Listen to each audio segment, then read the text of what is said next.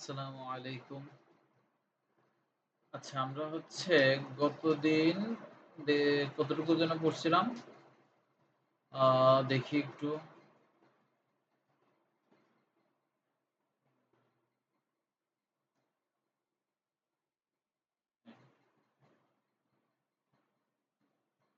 সন্নিবেশ সংখ্যা পর্যন্ত পড়ছিলাম, দেন গ্রুপ পর্যায়ে এগুলো পড়ছিলাম। আচ্ছা, আমরা ছিলাম হচ্ছে এইখানে মেইনলি। এগুলা তোমাকে নিজে একটু নিজে পড়তে বলছিলাম। দেন হচ্ছে এইখান থেকে আমি এখন মেইনলি শুরু করব আরকি। আর বইয়ের কোথায় ছিলাম?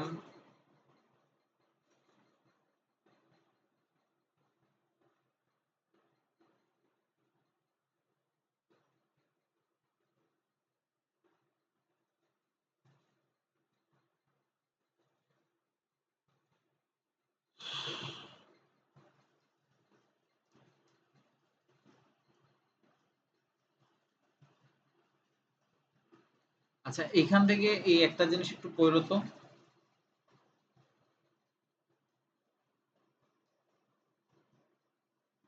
এই যে দেখো, এখান থেকে হচ্ছে এটা পড়বা। যেমন ধরো আমরা গতদিন কি শিখছি যে অবস্থান্তর মৌলগুলা হচ্ছে রঙিন যৌগ গঠন করে। তো অবস্থান্তর মৌলগুলা কি হচ্ছে যে সকল ডি ব্লক মৌলের আয়ন সমূহ আংশিকভাবে পূর্ণ থাকে সেগুলো হচ্ছে আমাদের অবস্থান্তর মৌল। তো এখানে দেখো Ti3+, vanadium 3+, chromium 3+, manganese 2+, iron 2+, iron 3+, প্রত্যেকটা আয়নের করা হচ্ছে ধরো একটা যৌগে কিরকম বর্ণ দেয় ওই জিনিসটা দেওয়া আছে। যেমন ধরো টাইটানিয়াম 3+, এটা হচ্ছে পার্পল কালার দেয়। কি কালার দেয়? পার্পল কালার দেয়। দেন হচ্ছে তোমার ভ্যানাডিয়াম 3+, এটা হচ্ছে গ্রিন কালার দেয়। ক্রোমিয়াম 3+, এটা হচ্ছে বেগুনি কালার দেয়। ম্যাঙ্গানিজ 2+, এটা হচ্ছে গোলাপি কালার দেয়। তো এরকম প্রত্যেকটা আয়ন, কোন আয়ন কি কালার দেয় এই জিনিসটা হচ্ছে একটু নোট ডাউন করে মুখস্থ করে ফেলবা। এমসিকিউ তে আসতে পারে। ওকে? তারপর হচ্ছে এখানে দেখো কপার প্লাস, ক্যাডমিয়াম 3+, জিঙ্ক 2+, এগুলো হচ্ছে জলীয় দ্রবণে বর্ণহীন। তো প্রশ্ন আসতে পারে এমন নিচের কোনটি জলীয় দ্রবণে বর্ণহীন। তারপরে এইখানে হচ্ছে জটিল যৌগগুলা, এই যে দেখো জটিল যৌগগুলোর কোনটার কালার কি রকম? হেক্সা অ্যাকোয়া কোবাল্ট 3+, এটার কালার কি রকম? দৃশ্যমান বর্ণ নীল। আর এটাকে যদি আমি সম্পূর্ণরূপে শোষিত করে ফেলি তখন কালার দেয় হচ্ছে কমলা। তো এই জিনিসপাতিগুলো একটু করে মুখস্থ করে ফেলো, যতটুকু মুখস্থ রাখতে পারো। একদম যে মাস্ট বি মুখস্থ রাখতে হবে ব্যাপারটা এমন না, তবে মুখস্থ রাখতে পারলে তোমার জন্য ইজি, পরীক্ষার খাতায় ইজিলি লিখতে পারবা। ওকে? আচ্ছা, তো আমরা হচ্ছে ওইখানে অনেকগুলা বৈশিষ্ট্য পড়ছিলাম। তো ওইখানের বৈশিষ্ট্যগুলোর মধ্যে এটা ছিল, মানে আমরা এই যে দেখো এটার কথা বলতেছি যে জটিল যৌগের অনেকগুলা বৈশিষ্ট্য পড়ছিলাম, তাই না? কি কি বৈশিষ্ট্য অলরেডি আমরা জানছি? আমরা অলরেডি জানছি হচ্ছে যে জটিল যৌগগুলো হচ্ছে পরিবর্তনশীল যোজ্যতা দেয়। এই যে ১ নাম্বারটা জানা হইছে আমাদের। এই যে পরিবর্তনশীল যোজ্যতা দেয়, দেন হচ্ছে এরা রঙিন যৌগ গঠন করে, এটা দেখছি। দেন হচ্ছে এরা জটিল যৌগ গঠন করে, এরা প্রভাবক রূপে ক্রিয়া করে। আচ্ছা, প্রভাবক কোনগুলা? যেমন ধরো তুমি কোনো একটা বিক্রিয়া সম্পন্ন করবা, ওই বিক্রিয়াটাকে সম্পন্ন করার জন্য, যেমন ধরো তুমি যে একটা শরবত বানাইতে চাও, শরবত বানানোর জন্য তুমি কি করলা? পানি আর চিনির পানি আর ট্যাঙ্গের মিক্স করলা। এখন ওইখানে পানি আর ট্যাঙ্ক যদি মিক্স করো এটা কিন্তু শরবত হয়ে যায়। এখন তুমি যে এই জিনিসটাকে আরো পারফেক্টলি শরবত বানাইতে চাও, আরো প্রপারলি শরবত বানাইতে চাও আরো সুন্দর করে, সেক্ষেত্রে তুমি কি করবা? ওইটাতে চিনি অ্যাড করবা, লবণ অ্যাড করবা, লেবু অ্যাড করবা। এই যে চিনি, লবণ, লেবু এগুলো প্রত্যেকটা হচ্ছে কি এক একটা প্রভাবক, যেটা হচ্ছে তোমার বিক্রিয়াটাকে একদম পারফেক্ট একটা রূপ দেয়। তো অবস্থান্তর যে মৌলগুলো আছে বা অবস্থান্তর যে আয়নগুলো আছে, এই অবস্থান্তর মৌলগুলো হচ্ছে এক একটা প্রভাবক রূপে ক্রিয়া করতে পারে। তারপর হচ্ছে ওরা চুম্বকীয় ধর্ম প্রদর্শন করে। আচ্ছা, বলছে কি প্যারাচুম্বকীয় ধর্ম প্রদর্শন করে, অর্থাৎ অবস্থান্তর মৌলগুলা প্যারাচুম্বক, এটাকে আমরা প্যারা না বলে এটা চুম্বক ধর্ম বলবো। ঠিক আছে? চুম্বকীয় ধর্ম প্রদর্শন করে। চুম্বকীয় ধর্মের মধ্যে ম্যাক্সিমাম মৌলগুলা দেখা যায় হচ্ছে প্যারাচুম্বকীয় হয়। কেন প্যারাচুম্বকীয় হয়? কারণ আমরা জানি প্যারাচুম্বকীয় হচ্ছে সেগুলাই যেগুলো হচ্ছে ডি ব্লক কে মৌলের যে অরবিটাল গুলো আছে, এই যে দেখো 5টা অরবিটাল আছে, এই 5টা অরবিটালকে আংশিকভাবে মানে 1 থেকে 4টা ঘরের মধ্যে বেশি থাকে। এইরকম Fe3+ এর মতো 5টা ঘরই এই যে এটার মতো 5টা করে অযুগ্ম ইলেকট্রন দিয়ে ফিল আপ আছে, এরকম আয়ন খুবই কম হয়। ম্যাক্সিমামই দেখা যায় হয় 4টা ঘর ফিল আপ, না হলে 3টা ঘর, না হলে 2টা ঘর, না হলে 1টা ঘর। তো আমরা জানি যদি 1 থেকে 4টা ঘর পর্যন্ত অযুগ্ম বা বেজোড় ইলেকট্রন দ্বারা পূর্ণ থাকে ডি ব্লক, ডি ব্লকের অরবিটাল গুলো, সেগুলোকে আমরা প্যারাচুম্বকীয় বলি। আর যদি 5টা ঘরই অযুগ্ম ইলেকট্রন দিয়ে পূর্ণ থাকে ওইটাকে আমরা বলি হচ্ছে ফেরোচুম্বকীয়। ঠিক আছে? তো যেহেতু ম্যাক্সিমাম ক্ষেত্রে প্যারাচুম্বকীয় পাওয়া যায় এই জন্য এখানে ডিরেক্ট চুম্বকীয় না বলে প্যারাচুম্বকীয় বলে দিচ্ছে আর কি। যদিও আমরা দেখতে পাচ্ছি যে এইখানে কিন্তু ফেরোম্যাগনেটিকও দেখা যায়। তো এই ছিল আমাদের 5টা বৈশিষ্ট্য। তো 5টা বৈশিষ্ট্যের মধ্যে দেখো এখানে আবার এক্সপ্লেন করছে যে ওরা কিভাবে কোনটা কি ধরনের চুম্বক ধর্ম দিচ্ছে। যেমন দেখো এইখানে একটা যদি আমরা দেখো এইখানে একটা জটিল যৌগ দেওয়া আছে FeCN6 4 অর্থাৎ এটার নাম কি হেক্সাসায়ানো ফেরেট 4 4 হেক্সাসায়ানো ফেরেট 2 হবে 2, কারণ এখান থেকে 4টা চলে গেলে ফেরেট 2 থাকবে। হেক্সাসায়ানো ফেরেট 2, হেক্সাসায়ানো ফেরেট 2। আচ্ছা এখন কথা হচ্ছে এই যে দেখো জারণ আয়রনের জারণ মান কত +2, তাহলে ফেরেট 2 হবে। এখন তোমার কাছে এই বিক্রিয়াটা দিয়ে মানে বলতেছে যে এইখানে যে যৌগটা আছে এই যৌগের কেন্দ্রীয় মৌলকে আয়রন। তো আয়রনটা কি এইখানে তোমার কি প্যারাচুম্বকীয় নাকি ডায়াচুম্বকীয় নাকি ফেরোচুম্বকীয়, তাহলে আমাদের বের করতে হবে না? আসো বের করি। তাহলে আমরা অলরেডি জানি আয়রন 2+, এইখান থেকে আয়রনের জারণ মান কত পাওয়া যাচ্ছে 2+, কিভাবে x প্লাস -1 ইনটু 6, তারপর হচ্ছে আচ্ছা ইকুয়ালস টু -4। কেন -4? এই যে 4 মাইনাস দেওয়া আছে। ওকে, তাহলে কি থাকতেছে x - 6 ইকুয়ালস টু -4, অতএব x ইকুয়ালস টু +2। যেহেতু x এর মান +2 পাইছি এর মানে আয়রনের জারণ মান কত +2, এর মানে Fe2+। এখন আমাকে চেক করতে হবে Fe2+ কি প্যারাচুম্বকীয় নাকি ডায়াচুম্বকীয় নাকি ফেরোচুম্বকীয়। ওকে, আসো চেক করি। কিভাবে চেক করব? সবার আগে হচ্ছে এর যে ডিজেনারেট অবস্থায় কি রকম পাচ্ছি দেখো। Fe2+ এর সর্বশেষ অরবিটালে আমরা পাই হচ্ছে 3d6। এখন 3d6 কে যদি আমি সাজাই, সবার আগে ওর 5টা ঘরে 5টা অযুগ্ম ইলেকট্রন দিয়ে দিব, দেন যেহেতু আরো একটা ইলেকট্রন বাকি আছে প্রথমটা দিয়ে দিলাম। এখন এতটুকু দেখে মনে হইতে পারে এটা হচ্ছে আমাদের প্যারাচুম্বকীয় দিচ্ছে, কারণ কি 4টা অযুগ্ম ইলেকট্রন আছে। তাহলে এতটুকু দেখে মনে হইতে পারে যে এটা হচ্ছে কি অবস্থায় আছে, যে প্যারাচুম্বকীয় অবস্থায় আছে। কিন্তু এতটুকুতেই আমরা হচ্ছে ডিরেক্টলি আনসারটা বলে দিতে পারবো না। ঠিক আছে, কেন পারবো না? এই যে দেখো এখানে লিখছে, এখানে একটা কথা লিখছে,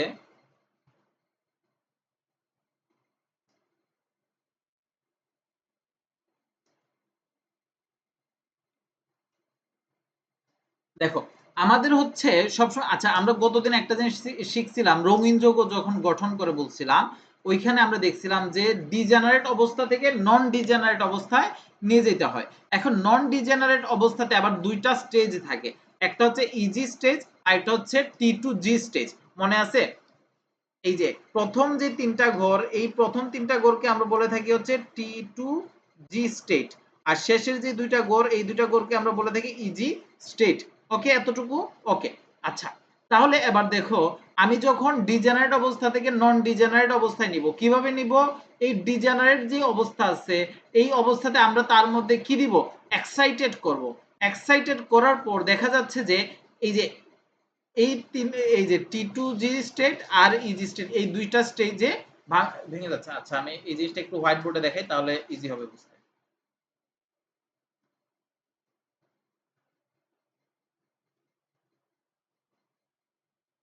এইখানে দেখো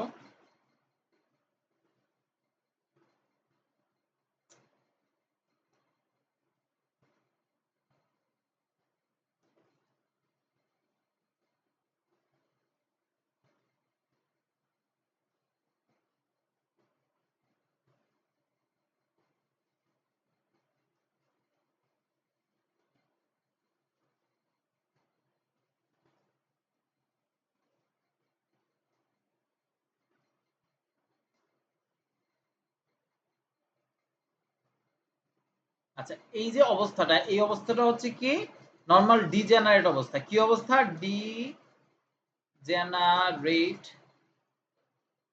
কন্ডিশন বা অবস্থা বা স্টেট যাই লেখো, ডিজেনারেট অবস্থা। এই অবস্থাতে আমরা কার জন্য করতেছি? Fe2+ এর জন্য করতেছি। Fe2+ এর জন্য। তো Fe2+ এর ডি অরবিটালে থাকে হচ্ছে 6টা ইলেকট্রন। তাহলে এখানে একটা দিব, এখানে একটা দিব, এখানে একটা দিব, এখানে একটা, এখানে একটা, 5টা গেল। যেহেতু আরো একটা বাকি আছে, এইখানে একটা দিলাম। ওকে, তো এতটুকু আমরা, এটা হচ্ছে ডিজেনারেট অবস্থা। বাট আমরা বিচার করব রঙিন যৌগ কিনা অথবা ম্যাগনেটিক কিনা, এটা বিচার করব হচ্ছে নন ডিজেনারেট অবস্থায়। সবসময় মনে রাখতে হবে এটা বিচার করব কোন অবস্থায়? নন ডিজেনারেট অবস্থাতে। ওকে, তাহলে আসুন নন ডিজেনারেট অবস্থায় ওকে নিয়ে যাই। তাহলে নন ডিজেনারেট, এটা হচ্ছে ডিজেনারেট স্টেট। এখন ডিজেনারেট থেকে নন ডিজেনারেটে নিতে হলে কি করতে হবে? এক্সাইটেড করতে হবে। আফটার এক্সাইটেশন এটা হচ্ছে দুইটা স্টেজে ভাগ হয়। এটা কয়টা স্টেজে ভাগ হয়? দুইটা স্টেজে ভাগ হয়। একটা স্টেজের নাম হচ্ছে আমাদের ইজি স্টেজ, আর T2G স্টেজ। আরেকটা স্টেজের নাম হচ্ছে আমাদের ইজি স্টেজ। তাহলে একটা স্টেজের নাম হচ্ছে T2G, আর একটা নাম হচ্ছে ইজি। ওকে, আর T2G এর মধ্যে থাকে হচ্ছে প্রথম তিনটা ঘর, প্রথম তিনটা ঘর, আর ইজি স্টেজের মধ্যে থাকে হচ্ছে শেষের দুইটা ঘর। আচ্ছা, এখন আমরা কি জানি? এক্সাইটেড যখন করি এই ইলেকট্রনটা চলে আসবে এইটাতে, এই ইলেকট্রনটা চলে আসবে এইটাতে। তাহলে এই ঘরের অবস্থা কি হচ্ছে দেখো তো, এখানে দুইটা, এখানে দুইটা, এখানে দুইটা, তাহলে টোটাল 6টা চলে আসতেছে না? তাহলে ইজি স্টেজ দেখো, T2G স্টেজে সবাই চলে আসতেছে, T2G তে সবাই চলে আসতেছে। তাহলে ইজি কি ফাঁকা হয়ে গেল না? ইজি কি ফাঁকা হয়ে গেল না? তাহলে ফাঁকা হয়ে গেলে এখন দেখো আমরা বিচার করব হচ্ছে T2G এর দিকে তাকাবো। এবার তাকাবো কার দিকে? T2G, ওর দিকে তাকাবো। যেহেতু সব অযুগ্ম ইলেকট্রনগুলো এখানে আছে, সরি এইখানে সব ইলেকট্রনগুলো আছে। এখন এই স্টেজে তাকানোর পর আমাদের চেক করতে হবে যে এইখানে কি কোনো, আচ্ছা আমরা হচ্ছে মেইনলি তাকাবো ইজি এবং T2G দুইটার দিকেই তাকাবো। এটার দিকেও খেয়াল করব, এটার দিকেও খেয়াল করব। বাট এইখানে তো কোনো ইলেকট্রন নাই, তো এটা দিয়ে আমরা বিচার করতে পারতেছি না। যেহেতু এইখানে সকল ইলেকট্রন আছে, তাহলে এটা দিয়ে বিচার করতে হবে। তাহলে কিভাবে বিচার করব? এবার চেক করতে হবে অযুগ্ম ইলেকট্রন আছে কিনা। যদি একটা অযুগ্ম ইলেকট্রন থাকে তাহলে প্যারাম্যাগনেটিক, যদি এখানে আরেকটা ইলেকট্রন থাকে তাহলেও প্যারাম্যাগনেটিক, যদি তিনটা অযুগ্ম ইলেকট্রন থাকে তাহলেও প্যারাম্যাগনেটিক, যদি এখানে একটা অযুগ্ম থাকতো তাহলেও প্যারাম্যাগনেটিক। যদি এইখানে সবগুলা 5টা ঘর আছে, 5টা ঘরেই যদি তোমার অযুগ্ম ইলেকট্রন থাকতো তাহলে আমরা বলতাম যে ফেরোম্যাগনেটিক। আর যদি একটা অথবা দুইটা অথবা তিনটা অথবা চারটাও অযুগ্ম ইলেকট্রন থাকে সেক্ষেত্রে আমরা বলি হচ্ছে প্যারাম্যাগনেটিক। বা এইখানে দেখো, এইখানে কিন্তু এই ইজি স্টেজ বলো আর T2G স্টেজ বলো, কোথাও কোনো অযুগ্ম ইলেকট্রন নাই। যেহেতু কোথাও কোনো অযুগ্ম ইলেকট্রন নাই, সুতরাং এটা হচ্ছে আমাদের ডায়াম্যাগনেটিক। বুঝতে পারছো? এর চাইতে সহজ করে আর বোঝানো পসিবল না। পরীক্ষাতে আসলে এইভাবে লিখে দিতে হবে। যে আয়নের জন্য বের করতে বলে, ধরো তোমাকে একটা জটিল যৌগ দিয়ে দিল, ওই জটিল যৌগের কেন্দ্রীয় মৌলটার জন্য তুমি ফার্স্ট অফ অল ইলেকট্রন বিন্যাস করবা। এরপর ইলেকট্রন বিন্যাস করার পর ওইটা ডি অরবিটালে যাবা। ডি অরবিটালে যাওয়ার পর ওইটার জন্য হচ্ছে ফার্স্ট অফ অল ডিজেনারেট অবস্থাটা ড্র করবা। দেন এটাকে এক্সাইটেড করবা। এক্সাইটেড করে ইজি স্টেজ আর T2G স্টেজ দুইটা স্টেজে ভাগ করবা। দুইটা স্টেজে ভাগ করার পর তুমি খুঁজবা যে কোথায় অযুগ্ম ইলেকট্রন আছে, কোথায় অযুগ্ম ইলেকট্রন আছে। অযুগ্ম ইলেকট্রনের সংখ্যা যদি 5টা হয় তাহলে হবে আমাদের ফেরোম্যাগনেটিক, যদি 1 থেকে 4টা হয় তাহলে হবে আমাদের প্যারাম্যাগনেটিক, আর যদি শূন্য সংখ্যক হয় তাহলে হবে আমাদের ডায়াম্যাগনেটিক। এই ক্ষেত্রে যেহেতু আমরা দেখতেছি কোনো অযুগ্ম ইলেকট্রন নাই, তার মানে শূন্য সংখ্যক অযুগ্ম ইলেকট্রন, সুতরাং এটা হচ্ছে আমাদের ডায়াম্যাগনেটিক। যদি দেখতাম 1 থেকে 4টা আছে তাহলে এটা হতো আমাদের কি প্যারাম্যাগনেটিক। যদি দেখতাম আমাদের এইখানে হচ্ছে কি সবগুলাই হচ্ছে তোমার অযুগ্ম ইলেকট্রন, তাহলে এটাকে আমরা বলতাম কি ফেরোম্যাগনেটিক। তাহলে এবার আসো Fe3+, Fe3+ এর জন্য চেক করি। Fe3+ এর ডিজেনারেট অবস্থা হচ্ছে 5টা থাকে। কয়টা থাকে? 5টা, অর্থাৎ 3d5। এক্ষেত্রে কি হয়? 3d5। তাহলে 5টা ইলেকট্রন 5টা করে দিয়ে দাও। এতটুকু যদি দেখো, এতটুকু দেখে যদি তুমি আনসারটা বলে দাও তাহলে তোমার কাছে মনে হবে এটা হচ্ছে একটা কি ফেরোম্যাগনেটিক। বাট না, আমরা বিচার করব কোন কন্ডিশনে? নন ডিজেনারেট অবস্থাতে। এটা কোন স্টেজে আছে? ডিজেনারেট স্টেজে আছে। এটা কোন স্টেজে আছে? ডিজেনারেট। বানানটা দেখে নিও, ডিজেনারেট। এখন এটাকে আমরা কি করব? এক্সাইটেড করব। কি করব? এক্সাইটেড করব। এক্সাইটেড করলে কয়টা কন্ডিশনে ভাগ হবে? দুইটা কন্ডিশনে ভাগ হবে। একটা কন্ডিশনের নাম হচ্ছে ইজি, আরেকটা কন্ডিশনের নাম হচ্ছে আমাদের টি2জি। এটা হচ্ছে আমাদের ইজি, এটা হচ্ছে আমাদের টি2জি। তাহলে এক্সাইটেড করার পর এই ইলেকট্রনটা আসবে এইখানে, এই ইলেকট্রনটা আসবে এইখানে, আর সে চলে আসবে হচ্ছে এইখানে। ঠিক আছে, তাহলে দেখো প্রথম তিনটা ঘরে সবগুলো ইলেকট্রন আসতেছে, প্রথম দুইটা দুইটা আর এইখানে একটা, আর এই দুইটা ঘর ফাঁকা। তাহলে দেখো তো এইখানে অযুগ্ম ইলেকট্রনের নাম্বার কয়টা? একটা, অর্থাৎ একটা অরবিটাল শুধুমাত্র অযুগ্ম ইলেকট্রন পাচ্ছে। সুতরাং Fe3+ দ্বারা গঠিত যে কোনো যৌগ হবে আমাদের কি ধরনের ম্যাগনেটিক? প্যারাম্যাগনেটিক।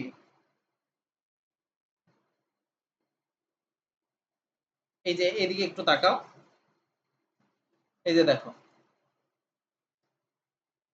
এই যে FeCN6 3- অর্থাৎ হেক্সাসায়ানোফেরেট 3+, হেক্সাসায়ানোফেরেট 3, এটা হচ্ছে আমাদের প্যারাচুম্বক ধর্ম প্রদর্শন করতেছে।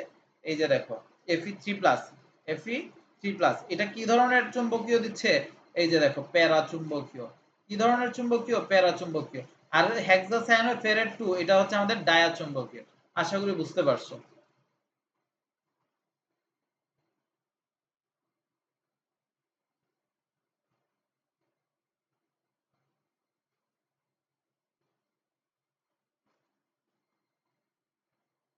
জটিল যৌগ গঠন করে এই জিনিসটা আগেই এক্সপ্লেন করা হয়ে গেছে।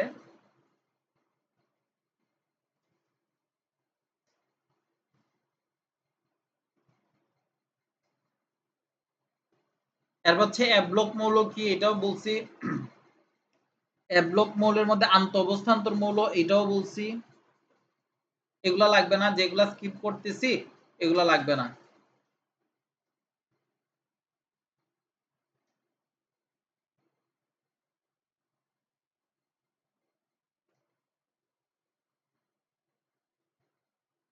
আচ্ছা, এইখান থেকে এই সংকেতগুলো একটু মুখস্থ করে, এগুলো এডমিশনে আসে, ইঞ্জিনিয়ারিং বলো মেডিকেল বলো সব জায়গায়।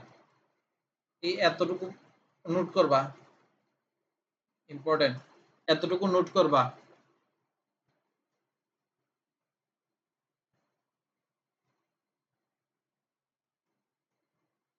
পরীক্ষায় প্রশ্ন আসে যে তোমার গ্লুবার লবণের সংকেতটা লিখো, গ্লুবার লবণের সংকেতটা লিখো। তাহলে কি হবে? সোডিয়াম সালফেট 10 অণু পানি, অর্থাৎ সোডিয়াম সালফেটের সাথে যদি আমি 10 অণু পানি যোগ করি তাহলে এটা হচ্ছে কি আমাদের গ্লুবার লবণ। আর ব্যবহার যদি জিজ্ঞাসা করে যে গ্লুবার লবণের ব্যবহারিতা কি, তখন বলবো শরীরে গৃহীত অতিরিক্ত ঔষধ নিরাময়ে ব্যবহার করা হয়। এই কথাটার মানে কি? অর্থাৎ ধরো তুমি যে ওষুধগুলা খাচ্ছ, এখন এটা তোমার শরীর গ্রহণ করে ফেলছে, এখন যদি তুমি কোনো অতিরিক্ত ওষুধ খেয়ে থাকো, সেক্ষেত্রে হচ্ছে তুমি যদি গ্লুবার লবণের থাকে তোমার দেহে, ওই গ্লুবার লবণটা হচ্ছে তোমার ওই অতিরিক্ত ওষুধটা বের করে দেবে। তারপর হচ্ছে জিপসাম, জিপসামের সংকেত ক্যালসিয়াম সালফেটের সাথে 2 অণু পানি, ইপসম লবণ ম্যাগনেসিয়াম সালফেটের সাথে 7 অণু পানি, মিল্ক অফ লাইম, এগুলো কিন্তু খুবই ইম্পর্টেন্ট, ক্যালসিয়াম হাইড্রোক্সাইড, তারপর হচ্ছে milk of magnesium, magnesium hydroxide, এগুলার সংকেত এবং এগুলার ব্যবহার মাস্ট বি নোট করবা। আমি হচ্ছে এগুলা সব কিন্তু বন্ধের পর যখন তোমার বাসায় যাব সবগুলা চেক করব, যদি এগুলা না থাকে কানে ধরে সবগুলা রুম ঘুরাবো।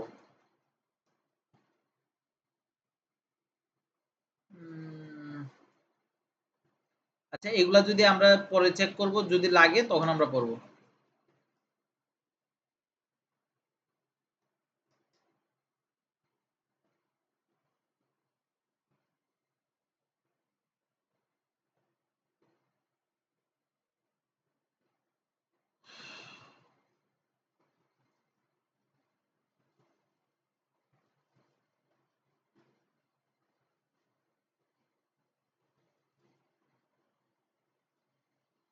এগুলো হচ্ছে তোমাদের ওই যে শর্ট সিলেবাসে নাই, তো একদম ক্লিয়ারলি বোঝা যায় না, নাই যতটুকু জানি, তো এই জন্য হচ্ছে এগুলা স্কিপ করতেছি। যদি এগুলাতে আমরা দেখি যে এইচএসসি পরীক্ষায় প্রশ্ন আসে, তখন আমরা এগুলা প্রপার ওয়েতে পড়ালেখা করবো আর কি। আচ্ছা, এবারে সব পর্যায়বৃত্ত ধর্মসমূহ, আমরা হচ্ছে এখন প্রবেশ করতেছি ওয়ান অফ দা আরেকটা মোস্ট ইম্পর্টেন্ট টপিকে। ওকে, তো আমরা একটা মোস্ট ইম্পর্টেন্ট টপিক পড়ছি অবস্থান্তরমূল, এখন হচ্ছে আমরা আরেকটা মোস্ট ইম্পর্টেন্ট টপিকে প্রবেশ করতেছি। এখন ওইখানে প্রবেশ করার আগে আমাদের ছোটখাটো কয়েকটা প্রশ্ন ছিল, যে প্রশ্নগুলো হচ্ছে এখন আমরা আরেকবার করে জানবো।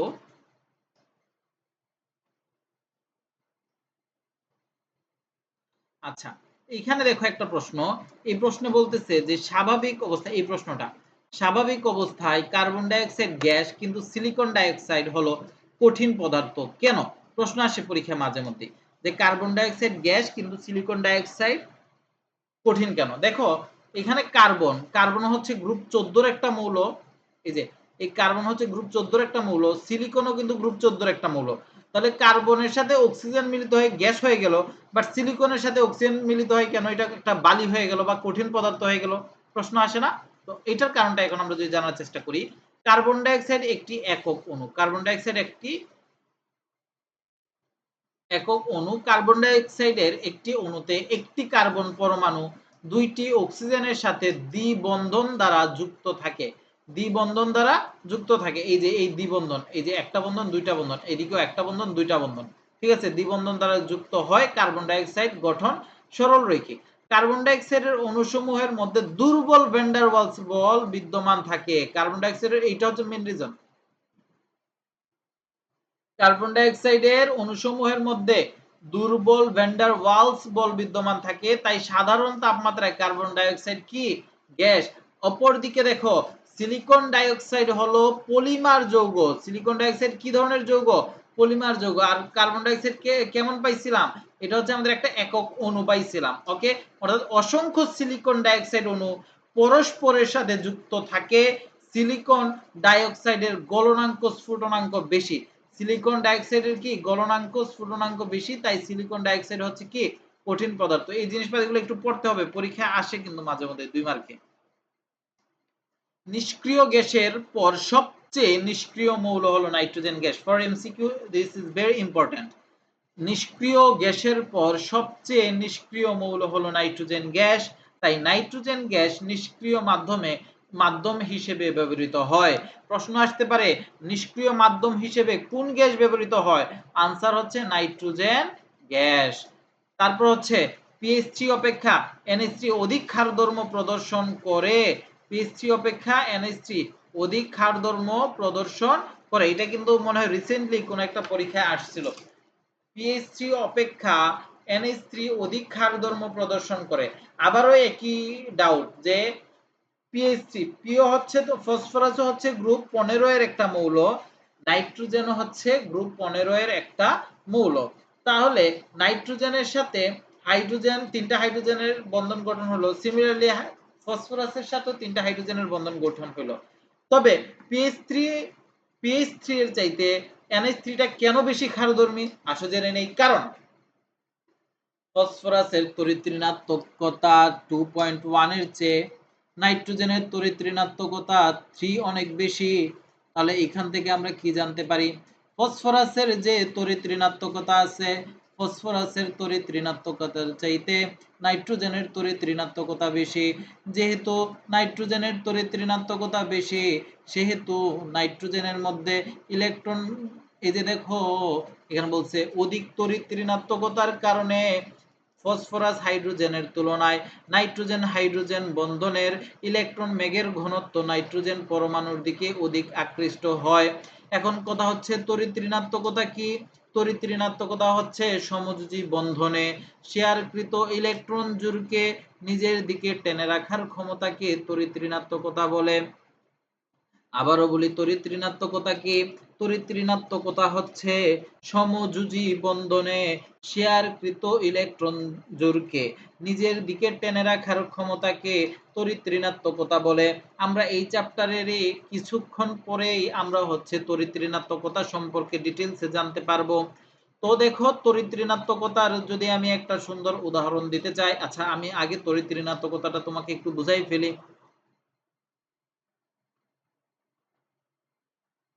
এই যে দেখো সমযোজী বন্ধনে শেয়ারকৃত ইলেকট্রন জোড়কে নিজের দিকে টেনে রাখার ক্ষমতাকে তড়িৎ ঋণাত্মকতা বলে। এইখান থেকে হচ্ছে পাউলিং স্কেল অনুসারে আমাদেরকে হচ্ছে এই 8টা মৌলের তড়িৎ ঋণাত্মকতার মান মুখস্থ রাখতে হবে। এই 8টা মৌলের যদি তড়িৎ ঋণাত্মকতা আমরা মুখস্থ রাখতে না পারি, তাহলে হচ্ছে আমরা জীবন যুদ্ধে অনেক পিছাই যাব। তাহলে ফ্লোরিনের তড়িৎ-ঋণাত্মকতা হচ্ছে 4, অক্সিজেনের 3.5, নাইট্রোজেনের 3.1, ক্লোরিনের 3, ব্রোমিনের 2.8, ক্লোরিনের কার্বনের হচ্ছে 2.5, আয়োডিনের হচ্ছে 2.5, হাইড্রোজেনের হচ্ছে 2.1। তাহলে এখান থেকে আমরা দেখতে পাইলাম যে ফ্লোরিনের ঋণাত্মকতা সবার চাইতে বেশি, কত? 4, অক্সিজেনের 3.5, নাইট্রোজেনের 3.1। তাহলে এখন আমি যদি তোমাকে বলি যে নাইট্রোজেন আর হাইড্রোজেনের মধ্যে একটা বন্ধন গঠন করব, নাইট্রোজেন আর হাইড্রোজেনের মধ্যে একটা বন্ধন গঠন করব, নাইট্রোজেনের তড়িৎ ঋণাত্মকতা হচ্ছে 3.1, হাইড্রোজেনের হচ্ছে 2.1। তাহলে দেখো ইলেকট্রনগুলো কার কাছাকাছি বেশি থাকবে? অবশ্যই যেহেতু নাইট্রোজেনের তড়িৎ ঋণাত্মকতা বেশি, তার ইলেকট্রনকে টেনে রাখার ক্ষমতা বেশি, তার যেহেতু ইলেকট্রনকে টেনে রাখার ক্ষমতা বেশি, সেহেতু ইলেকট্রনগুলো হচ্ছে নাইট্রোজেনের দিকে বেশি থাকবে, নাইট্রোজেনের কাছাকাছি থাকবে। তাহলে এখান থেকে আমরা কি দেখতে পাচ্ছি? যখন নাইট্রোজেন আর হাইড্রোজেনের মধ্যে বন্ধন গঠন হয়, তখন হচ্ছে ইলেকট্রনগুলো নাইট্রোজেনের দিকে বেশি কাছাকাছি থাকে। এবার আসো ফসফরাসের যে তড়িৎ ঋণাত্মকতার মান, এটা কত দেখি। ফসফরাসের তড়িৎ ঋণাত্মকতার মান হচ্ছে কত দেখো? 2.1। তাহলে হাইড্রোজেনেরও তড়িৎ ঋণাত্মকতার মান হচ্ছে 2.1। তাহলে তুমি যখন ফসফরাস আর হাইড্রোজেনের মধ্যে বন্ধন গঠন করবা, তখন ইলেকট্রনগুলো মাঝামাঝি জায়গায় থাকবে, না ফসফরাসের দিকে যাবে না হাইড্রোজেনের দিকে যাবে, যেহেতু কোনো দিকে সে যাইতে পারতেছে না, কারণ উভয় দিকে তার তড়িৎ ঋণাত্মকতার মান সেম। যেহেতু কোনো দিকে যাইতে পারতেছে না, সে হচ্ছে মাঝামাঝি জায়গায় থাকবে। যেহেতু তাহলে আমরা এখান থেকে কি বলতে পারি? যেহেতু নাইট্রোজেন হাইড্রোজেন বন্ধনে আমরা দেখতে পাচ্ছি নাইট্রোজেনের তড়িৎ ঋণাত্মকতা বেশি, তাই ইলেকট্রনগুলো নাইট্রোজেনের দিকে বেশি চেপে থাকতেছে। এই জন্য নাইট্রোজেন হাইড্রোজেন দ্বারা গঠিত যৌগ NH3 এইটা অধিক ক্ষারধর্মী। এবার আসো দ্বিতীয় কারণটা কি হইতে পারে? আচ্ছা, দ্বিতীয় এইটা কোনো কারণ না, এটা হচ্ছে জাস্ট বলছে ফসফরাসের পারমাণবিক ব্যাসার্ধ হচ্ছে 0.11 ন্যানোমিটার আর নাইট্রোজেনের পারমাণবিক ব্যাসার্ধ হচ্ছে 0.075 ন্যানোমিটার। যেহেতু ফসফরাসের তুলনায় নাইট্রোজেন হচ্ছে অনেক ছোট, অনেক ছোট, অনেক ছোট, সেই জন্য হচ্ছে নাইট্রোজেনের ক্ষারধর্ম বেশি হয়। তাহলে এখান থেকে আমরা একটা সুন্দর কথা বলতে পারি, যার আকার যত ছোট তার ক্ষারধর্ম তত বেশি, যার আকার যত ছোট তার ক্ষারধর্ম তত বেশি। ওকে, তাহলে এরপরের প্রশ্নে যদি আমরা যাই, এরপরের প্রশ্ন কি বলছে আমাদের? আমরা দেখতে পাচ্ছি বলতেছে H2O তরল হলেও H2S গ্যাসীয় কেন? আচ্ছা, এই যে প্রশ্নটা, এই প্রশ্নটা দিয়ে তোমার শর্ট সিলেবাসে একটা টপিক আছে, একদম শেষের টপিকটা, এই শেষের টপিকে দিয়ে একটা 2 মার্কের প্রশ্ন মাঝে মধ্যেই পরীক্ষায় আসে, যে কি H2O অর্থাৎ পানি তরল হলেও H2S গ্যাসীয় কেন? কারণ হচ্ছে এখন দেখো এইখানে হচ্ছে একটা হাইড্রোজেন বন্ধনের কাহিনী আছে, হাইড্রোজেন বন্ধন আমরা এখনো পড়ি নাই, বাট আমরা পড়বো সামনে। দেখো আরেকটা কারণ কি, আচ্ছা এইখানে দেখো অক্সিজেন হচ্ছে গ্রুপ 16 এর একটা মৌল, সালফারও সিমিলারলি গ্রুপ 16 এর একটা মৌল, বাট অক্সিজেনের সাথে হাইড্রোজেন মিলিত হয়ে তরল হয়ে গেল, কিন্তু সালফারের সাথে হাইড্রোজেন মিলিত হয়ে তরল হইল না, হয়ে গেল কি? গ্যাস। তাহলে এখন আমাদের প্রশ্ন জাগে না কেন এরকম হইলো? আসো ওই কেনের উত্তর জানি। অক্সিজেন আকারে ছোট এবং অধিক তড়িৎ ঋণাত্মক হওয়ায় H2O এর অণুসমূহ আন্তঃআণবিক হাইড্রোজেন বন্ধন দ্বারা যুক্ত থাকে, আর হাইড্রোজেন বন্ধন দ্বারা যুক্ত থাকার কারণে এইটা হচ্ছে আমাদের তরল হয়ে যায়। অক্সিজেন আকারে ছোট এবং অধিক তড়িৎ ঋণাত্মক হয়, পানীয়ের অণুসমূহ আন্তঃআণবিক হাইড্রোজেন বন্ধন দ্বারা যুক্ত থাকে, হাইড্রোজেন বন্ধন দ্বারা যুক্ত থাকার কারণে এইটা হচ্ছে আমাদের তরল হয়। আর H2S হচ্ছে সালফারের আকার বড়, সালফারের আকার বড় এবং সালফার হচ্ছে অক্সিজেনের তুলনায় কম তড়িৎ ঋণাত্মক, ফলে H2S এ কোনো হাইড্রোজেন বন্ধন গঠন হয় না, আর হাইড্রোজেন বন্ধন দ্বারা তারা বন্ধিত না থাকার কারণে ওরা গ্যাসীয় হয়ে যায়। এখন হচ্ছে হাইড্রোজেন বন্ধন, এটা আমরা কিভাবে ড্র করব? এটা ড্র করা খুবই সহজ। সবার আগে ধরো এই যে এইখানে দেখো একটা অক্সিজেন ড্র করবা, আমরা জানি অক্সিজেনের হচ্ছে দুইটা মুক্ত জোড় থাকে, অক্সিজেনের কয়টা মুক্ত জোড় থাকে? অক্সিজেনের হচ্ছে 2টা মুক্ত জোড় থাকে। তাহলে এই 2টা মুক্ত জোড়কে দিয়ে দিবা। দিয়ে দিলাম আমি এই 2টা মুক্ত জোড়কে। ওকে, এরপরে অক্সিজেনের হাত কয়টা? অক্সিজেনের হাত হচ্ছে 2টা। 2 হাতে 2টা হাইড্রোজেন দিয়ে দাও। 2 হাতে 2টা হাইড্রোজেন দিয়ে আমি কি বানাইলাম? এইটা হচ্ছে H2O, অর্থাৎ একটা পানির সংকেত ড্র করলাম। এরপরে হচ্ছে হাইড্রোজেন বন্ধন আমরা কিভাবে বুঝবো? এই ডট ডট ডট চিহ্ন দিয়ে আমরা বুঝি হাইড্রোজেন। এই জন্য এই জায়গায় ডট ডট চিহ্ন দেওয়া আছে। ডট ডট চিহ্ন দিয়ে, অর্থাৎ একটা পানির অণুর সাথে আরেকটা পানির অণু যুক্ত থাকবে হাইড্রোজেন বন্ধনের মাধ্যমে। এই হাইড্রোজেন বন্ধন মানে বোঝায় এই ডট ডট চিহ্ন। নরমাল যদি স্ট্রেট লাইন দিয়ে বন্ধন দিতাম তখন আর এটা আমাদের হাইড্রোজেন বন্ধন বুঝাইতো না। তাহলে এবার দেখো এইখানেও সিমিলারলি আবার তুমি ওই সংকেতটাই লিখবা, পানির সংকেতটা লিখলা। তাহলে 2টা পানির ও সংকেতের মধ্যে হাইড্রোজেন বন্ধন দিয়ে দিলাম। এরপর আবার সিমিলারলি একই কাজ করতে থাকবা, একই কাজ করতে থাকবা, একই কাজ করতে থাকবা। একই কাজ করতে থাকলে তোমার পানির সংকেতটা তৈরি হয়ে যাবে। ধরো 1 গ্লাস পানি আছে, 1 গ্লাস পানিতে শুধুমাত্র তো একটা পানির অণু নাই, কোটি কোটি লক্ষ লক্ষ পানির অণু আছে। এখন ওই পানির অণুগুলার মধ্যে যখন তুমি বন্ধন গঠন করবা, বন্ধন গঠন করার জন্য তোমার লাগবে হচ্ছে হাইড্রোজেন বন্ধন। এই হাইড্রোজেন বন্ধন দ্বারা তারা গঠিত হওয়ার কারণে পানি হচ্ছে তোমার তরল হয়। আর এদের মধ্যে হাইড্রোজেন বন্ধন কেন হয়? কারণ অক্সিজেনের আকার ছোট এবং অক্সিজেন হচ্ছে অধিক তড়িৎ ঋণাত্মক। এই জন্য হচ্ছে এইখানে যে বন্ধনটা পানির অণুসমূহের মধ্যে যে বন্ধনটা দেখা যায়, এই বন্ধনটা হচ্ছে আমাদের সরি হাইড্রোজেন বন্ধন। তাহলে হচ্ছে আমাদের যতগুলা ইম্পর্টেন্ট প্রশ্ন ছিল আমরা আলোচনা করছি। ওকে, আচ্ছা তাহলে আমরা অনেকগুলো ইম্পর্টেন্ট প্রশ্ন আলোচনা করলাম। এরপরে যাই। এই যে দেখো এখানে লেখছে H2S হলো পপুলার অণু। এরা হাইড্রোজেন বন্ধন গঠন করতে না পারায় একক অণু হিসেবে দুর্বল। ভ্যান ডার ওয়ালস আকর্ষণ বল যুগে গ্যাসীয় অবস্থায় থাকে।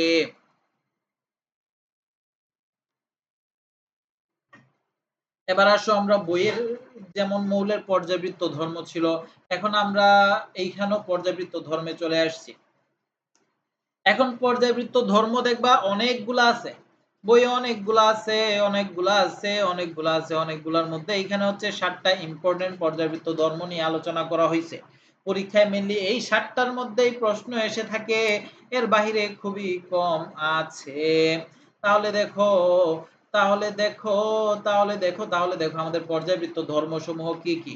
পর্যাবৃত্ত ধর্মসমূহ একটা হচ্ছে তড়িৎ ঋণাত্মকতা, আরেকটা আচ্ছা এখানে দেখো গলনাঙ্ক, স্ফুটনাঙ্ক। আচ্ছা, পর্যায়বৃত্ত ধর্মসমূহ হচ্ছে এইগুলার উপর ডিপেন্ড করে। একটা হচ্ছে গলনাঙ্ক, স্ফুটনাঙ্ক। 2 নম্বর হচ্ছে পারমাণবিক আকার। গলনাঙ্ক স্ফুটনাঙ্ক মানে কি? অর্থাৎ ধরো কোনো একটা মৌলকে গলাইতে কতটুকু টেম্পারেচারের প্রয়োজন, তাড়াতাড়ি ফুটে যায় নাকি সময় বেশি লাগে। তারপর হচ্ছে স্ফুটনাঙ্ক, অর্থাৎ গ্যাসীয় হইতে সময় বেশি লাগে নাকি কম লাগে, টেম্পারেচার বেশি লাগে নাকি কম লাগে। পারমাণবিক আকার, যেমন হাইড্রোজেনের পারমাণবিক আকার ছোট, লিথিয়ামের বড়। এইরকম হচ্ছে পারমাণবিক আকারের উপরও তাদের পর্যায়বৃত্ত ধর্মগুলা, তাদের ধর্মগুলা ডিপেন্ড করে। তারপরে হচ্ছে যোজ্যতা, অর্থাৎ সর্বশেষ কক্ষপথে কতগুলা ইলেকট্রন আছে। তারপর হচ্ছে আয়নীকরণ শক্তি, তারপর হচ্ছে ইলেকট্রন আসক্তি, তারপর হচ্ছে তড়িৎ ঋণাত্মকতা, তারপর হচ্ছে ধাতব ধর্ম। এখন প্রত্যেকটা জিনিসের মানেই আমরা সামনে পড়ব। এর আগে আমরা জেনে নেই যে একই পর্যায়ে ডান থেকে বাম থেকে ডানে গেলে পর্যায়বৃত্ত ধর্ম কি রূপ চেঞ্জ হয়, আর উপর থেকে নিচে নামলে পর্যায়বৃত্ত ধর্মের কি রূপ চেঞ্জ হয়। আচ্ছা, এখন আমি বাম থেকে ডানে একটা পর্যায় সারণীর বাম থেকে ডানে আর ডান থেকে বামে, এই কথাটার মানে কি বোঝাচ্ছি? এই কথাটার মানে বোঝাচ্ছে হচ্ছে আমি যদি একটা পর্যায় সারণী ওপেন করি,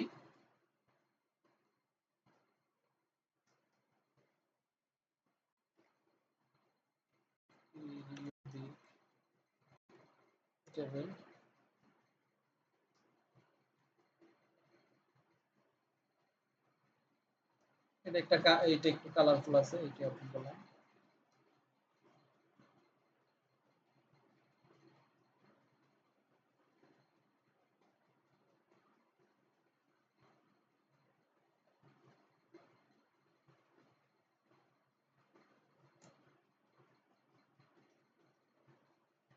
আচ্ছা, এই জিনিসটা একটু দেখো। এই জিনিসটা একটু দেখো। এখন দেখো এইখানে হচ্ছে আমাদের টোটাল কয়টা পর্যায় আছে? ৭টা পর্যায় আছে। এই যে ১টা ২টা, এখানে ড্র করা যায় না?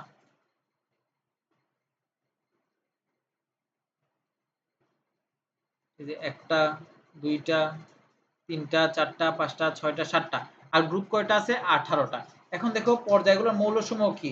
বাম থেকে ডানে গেলে বাড়ে না, আর উপর থেকে নিচে নামলে হচ্ছে মৌলগুলো মানে ধীরে ধীরে বাড়তে থাকে, তাই না নাম্বারগুলা? তাহলে এখন হচ্ছে একটা পর্যায়ের বাম থেকে ডানে গেলে তার ধর্মের কি রূপ চেঞ্জ হয়, আর উপর থেকে নিচে নামলে ধর্মের কি রূপ চেঞ্জ হয়, এই জিনিসটা হচ্ছে আমাদের জানার বিষয়। ওকে, তাহলে আসো আবার আমরা পিডিএফ এ যাই। এই যে এখানে দেখো, এখন দেখো বলতেছে তড়িৎ ঋণাত্মকতা। তাহলে তড়িৎ ঋণাত্মকতা জিনিসটা কি এটা আমরা জেনে ফেলছি যে সমযোজী বন্ধনে শেয়ারকৃত ইলেকট্রন জোড়কে, অর্থাৎ ইলেকট্রন জোড়কে নিজের দিকে টেনে রাখার ক্ষমতাকে আমরা বলি হচ্ছে তড়িৎ ঋণাত্মকতা। তাহলে ধরো কোনো একটা পর্যায়ে, ধরো ৩ নাম্বার পর্যায়, ঠিক আছে? এই যে ধরো ধরো এই যে ধরো ৪ নাম্বার পর্যায়, যে ১ number ২ number ৩ number ৪ number potassium দিয়ে শুরু। তাহলে দেখো ৪ নাম্বার পর্যায়ে যতই বাম থেকে ডানে যাচ্ছে, এই যে যতই বাম থেকে ডানে যাচ্ছে ততই কি হচ্ছে তোমার, তার তড়িৎ ঋণাত্মকতা বাড়তে থাকে। কি বলছে? তড়িৎ ঋণাত্মকতা বাড়তে থাকে। আর উপর থেকে নিচে নামলে, তাহলে চিন্তা করো ১ নাম্বার গ্রুপের কথাই চিন্তা করো, তাহলে যত উপর থেকে নিচে নামতে থাকবে তার তড়িৎ ঋণাত্মকতা কমতে থাকে। কি হইতে থাকে? কমতে থাকে। তাহলে এই জিনিসপাতিগুলো আমাদের একটু মুখস্থ করে ফেলতে হবে যে একই পর্যায়ের বাম থেকে ডানে গেলে তড়িৎ ঋণাত্মকতা বাড়ে, আর একই গ্রুপের উপর থেকে নিচে নামলে তড়িৎ ঋণাত্মকতা কমে। সিমিলারলি আয়নীকরণ শক্তি কি আমি একটু পরে ব্যাখ্যা করতেছি। আয়নীকরণ শক্তিও একই পর্যায়ের বাম থেকে ডানে গেলে বাড়ে, আর উপর থেকে নিচে নামলে কমে। ইলেকট্রন আসক্তি বাম থেকে ডানে গেলে বাড়ে, উপর থেকে নিচে নামলে কমে। অধাতব বৈশিষ্ট্য বাম থেকে ডানে গেলে বাড়ে, উপর থেকে নিচে নামলে কমে। ধাতব বৈশিষ্ট্য বাম থেকে ডানে গেলে কমে, উপর থেকে নিচে নামলে বাড়ে। পরমাণুর আকার বাম থেকে ডানে গেলে কমে, উপর থেকে নিচে নামলে বাড়ে। পারমাণবিক ব্যাসার্ধ বাম থেকে ডানে গেলে কমে, উপর থেকে নিচে নামলে বাড়ে। কক্ষপথের সংখ্যা পরিবর্তন হয় না, একই পর্যায়ে তো কক্ষপথ নাম্বার সেমই থাকে, কারণ n এর মান সেম। আর বাম থেকে উপর থেকে নিচে নামলে বাড়তে থাকে, কারণ প্রত্যেক পর্যায়ে চেঞ্জ হচ্ছে, এই জন্য উপর থেকে নিচে নামলে বাড়ে। তারপর হচ্ছে সর্ববহিস্থ ইলেকট্রন হতে নিউক্লিয়ারের দূরত্ব বাম থেকে ডানে গেলে কমে এবং উপর থেকে নিচে নামলে বাড়ে। এখন হচ্ছে প্রত্যেকটা কেন কমে বাড়ে আসো ব্যাখ্যা করি। আসো ব্যাখ্যা করি। এবার আসো সর্বপ্রথম আয়নীকরণ শক্তিটা ব্যাখ্যা করি। আয়নীকরণ শক্তি জিনিসটা কি বলতেছে, দেখো কি গ্যাসীয় অবস্থায়, কোন অবস্থায়? গ্যাসীয় অবস্থায় এক মোল কোন পরমাণু থেকে এক মোল ইলেকট্রনকে বের করে অসীমে নিয়ে যেতে যে পরিমাণ শক্তির প্রয়োজন হয় হচ্ছে তাকে আয়নীকরণ শক্তি বলে। যেমন ধরো সোডিয়াম একটা মৌল, সোডিয়ামের সর্বশেষ কক্ষপথে একটা ইলেকট্রন থাকে। ওই একটা ইলেকট্রনকে আমরা যদি বের করে অসীমে অসীমে নিয়ে যেতে চাই, তাহলে আমার যে পরিমাণ শক্তির প্রয়োজন ওই শক্তিটাকেই বলে হচ্ছে আয়নীকরণ শক্তি। তাহলে দেখো বলতেছে, দেখো সোডিয়ামের সর্বশেষ কক্ষপথ থেকে, অর্থাৎ সোডিয়াম মানে কি, এখানে ১ মোল সোডিয়াম থেকে একটা ইলেকট্রন, ১ মোল সোডিয়াম থেকে একটা ইলেকট্রনকে যদি আমরা অসীমে নিয়ে যেতে চাই তাহলে আমাদের কি পরিমাণ শক্তি লাগে? এখানে 465 কিলো জুল শক্তি লাগে। 465 কিলো জুল শক্তিটাই হচ্ছে এই ক্ষেত্রে আয়নীকরণ শক্তি। এটা এখানে বলছে অসীমে প্রোটনের আকর্ষণ বল প্রায় শূন্য। আচ্ছা, এবার আসো, এই যে একটা ইলেকট্রনকে তুমি নিয়ে গেলে এটাকে আমরা বলতেছি প্রথম আয়নীকরণ শক্তি। এবার তো দেখো ৩ নাম্বার কক্ষপথে আর কোনো ইলেকট্রন নাই, অর্থাৎ আর তার কোনো যোজ্যতা ইলেকট্রন নাই। এবার যদি ধরো সোডিয়াম প্লাস আকারে আছে, এখন এইখান থেকে আমি আরো একটা ইলেকট্রন দিয়ে নিয়ে যেতে চাই, তাহলে এখানে থাকলো কি সোডিয়াম 2 প্লাস, আর এখানে আরো একটা ইলেকট্রন, এই যে এই বিক্রিয়ার কথা বলতেছি। এই যে দেখো এখন ধরো 10টা ইলেকট্রন আছে, 10টা ইলেকট্রন থেকে আমি আরো একটা ইলেকট্রন ত্যাগ করে দিতে চাই বা অসীমে নিয়ে যেতে চাই, সেই ক্ষেত্রে দেখো শক্তি কতটুকু বাড়তেছে আগের চাইতে তুলনায় 10 গুণ বেশি শক্তি লাগতেছে। আগে লাগছিল হচ্ছে 465 কিলো জুল, এখন লাগতেছে হচ্ছে 4665 কিলো জুল। কেন এত বেশি লাগলো? কারণ দেখো সে যখন একটা ইলেকট্রন ত্যাগ করলো তার সর্বশেষ কক্ষপথে এখন আছে 8টা ইলেকট্রন। 8টা ইলেকট্রন থাকা মানে কি অষ্টক পূর্ণ করছে, এর মানে সে এখন স্থিতিশীল অবস্থায় আছে। স্থিতিশীল অবস্থা থেকে তুমি যদি কোনো একটা ইলেকট্রনকে অসীমে নিয়ে যেতে চাও তাহলে অবশ্যই তোমার কি করতে হবে? বেশি শক্তি দিতে হবে। তাহলে বেশি শক্তি দেওয়ার জন্য তোমার কি করতে হবে? বেশি শক্তি লাগবে। হ্যাঁ, বেশি শক্তি লাগবে। এখন এখানে দেখো এক্সপ্লেন করা হয়েছে, এখানে সোডিয়াম প্লাস স্থিতিশীল অবস্থায় ছিল, তাই যখন আরেকটি ইলেকট্রন চলে গেছে তখন ডেল এইচ এর পরিমাণ অর্থাৎ আয়নীকরণ শক্তির পরিমাণ অনেক বেশি প্রয়োজন হয়। এত বেশি শক্তি দেওয়া সম্ভব নয়। এই জন্য দেখো বলতেছে সোডিয়ামের আয়নীকরণ শক্তি পটাশিয়ামের চেয়ে কম, কারণ সোডিয়ামের সর্বশেষ শক্তি স্তর 3 এবং আচ্ছা এবার আসো এখানে এক্সপ্লেন করি। এই যে আয়নীকরণ শক্তি কোথায় ছিল? এইখানে ছিল না? এখন বলতেছে যে আয়নীকরণ শক্তি বাম থেকে ডানে গেলে বাড়ে। কিভাবে বাড়ে চিন্তা করো। সোডিয়ামের সর্বশেষ কক্ষপথে একটা ইলেকট্রন ছিল, ইজিলি সে অসীমে টান দিয়ে দিতে পারতেছে। ওকে, তাহলে তার যতটুকু শক্তি লাগবে। বাট ম্যাগনেসিয়াম ওরা কিন্তু একই পর্যায়ে আছে, বাট এখন কয়টা ইলেকট্রন আছে? দুইটা ইলেকট্রন আছে না? তাহলে এই দুইটা ইলেকট্রন থেকে একটা ইলেকট্রন দেওয়াটা কি হয়ে যাবে? শক্তির পরিমাণ আরেকটু বেশি লাগবে। বাট এরপর যখন অ্যালুমিনিয়ামে যাবে এবার কয়টা আছে? তিনটা আছে। যেহেতু এখানে আস্তে আস্তে ইলেকট্রনের সংখ্যা বেড়ে যাচ্ছে, তো সে হচ্ছে দেখো একটা যখন সে দিয়ে দিচ্ছিল সে কিন্তু ইজিলি স্থিতিশীল হয়ে যাচ্ছিল, এই জন্য হচ্ছে তার শক্তি কম লাগতো। বাট দুইটা যখন আছে তার সে একটা দিলেও কিন্তু স্থিতিশীল হয় না, এই জন্য তার শক্তি বেশি লাগে। তিনটা যখন আছে একটা দিলে আরো আগে সে স্থিতিশীল হয় না, সে অস্থিতিশীল হয়ে যাচ্ছে বরং। তো সেই ক্ষেত্রে শক্তি আরো বেশি লাগে। এই জন্য বলতেছে একই পর্যায়ের বাম থেকে ডানে গেলে আয়নীকরণ শক্তি বাড়ে। আয়নীকরণ শক্তি বাড়ে। তাহলে পর্যায়টা বুঝলাম। এবার আসো কিসেরটা? গ্রুপেরটা। গ্রুপেরটা কেন কমে বলতেছি। দেখো চিন্তা করো, প্রথম গ্রুপের কথাই চিন্তা করো, আবারও চিন্তা করো সোডিয়াম। সোডিয়াম আছে, সোডিয়ামের পরে কি আছে? পটাশিয়াম আছে। ওকে, এখন সোডিয়ামের সর্বশেষ পর্যায়ের নাম্বার হচ্ছে 3 আর পটাশিয়ামের সর্বশেষ পর্যায়ের নাম্বার হচ্ছে 4। এখন দেখো তো আমি যদি সোডিয়ামেরটা ড্র করি, এখানে এখানে আছে 3টা, পটাশিয়ামেরটা 4টা, তাহলে অসীমের কাছাকাছি কে? ধরো অসীম মানে আমি ধরে নিলাম 10 নম্বর কক্ষপথ। অসীম মানে আমি কত ধরে নিলাম? 10 নম্বর কক্ষপথ। তাহলে 3 কি 10 এর কাছাকাছি নাকি 4 10 এর কাছাকাছি? অবশ্যই 4 10 এর কাছাকাছি, কারণ এই দুইটার ডিফারেন্স কত? 7 আর এই দুইটার ডিফারেন্স কত? 6। তাহলে অবশ্যই আমি বলতে পারি 4 হচ্ছে 10 এর কাছাকাছি। তাহলে যেহেতু দেখো 4 নাম্বার কক্ষপথ থেকে ধরো 4 নাম্বার কক্ষপথ থেকে 10 নাম্বার কক্ষপথে নিয়ে যেতে কি আমার শক্তির পরিমাণ কম লাগবে না? ধরো একটা কক্ষপথ শক্তি, ধরো প্রত্যেকটা স্টেজ একটা কক্ষপথে শক্তি নিতে হচ্ছে তোমার 10 কিলো জুল দরকার হয়। তাহলে এখানে 3 নাম্বার কক্ষপথে সে যখন অবস্থান করতেছে 3 থেকে 10 এ যেতে হলে তাকে কয়টা শক্তি স্তর অতিক্রম করতে হবে? 7টা। তাহলে 7টার জন্য তার কত কিলো জুল লাগবে? 7 10 70 কিলো জুল।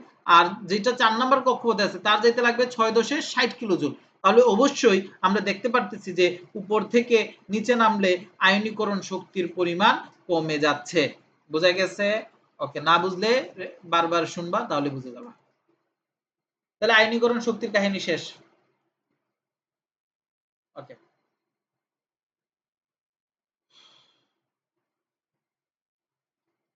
এখানে আরো এক্সপ্লেন করছি। এই যে দেখো যা যা বলছি না এই কথাগুলো এখানে এক্সপ্লেন করছি।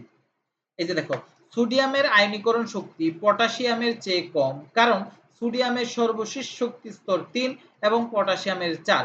বুঝাই যাচ্ছে 4 ইনফিনিটি এর কাছাকাছি, তাই সোডিয়ামের শক্তি আয়নীকরণ শক্তি পটাশিয়ামের চাইতে বেশি হয়। এরপর হচ্ছে একই পর্যায়ে sodium magnesium aluminium silicon phosphorus আকার হ্রাস পায়। আকার কিভাবে হ্রাস পাচ্ছে দেখো তো? এরা সবাই কিন্তু 3 নাম্বার কক্ষপথে অবস্থিত। ওরা সবাই 3 নাম্বার কক্ষপথে অবস্থিত। তুমি চিন্তা করো, তুমি ধরো একটা খাটে ঘুমায় আছো। এখন তুমি যদি একা ঘুমাও ওই খাটে, তাহলে এই পুরাটা খাট জুড়ে তুমি নিজে আছো, একদম ফ্রিলি নাড়াচাড়া চাইটাচাটি করতে পারতেছো। তাহলে কি তুমি খুব আরামে আছো না? তাহলে তোমার জন্য কি আকারটা অনেক বড়। বাট তুমি যখন দুইজন ঘুমাইতে, ধরো তুমি আর তোমার ভাই ঘুমাইতেছো, সেক্ষেত্রে কি হয়ে গেল? তুমি আর তোমার ভাই যখন ঘুমাইতেছো সেক্ষেত্রে কি হয়ে গেছে? কি হলো এটা আবার?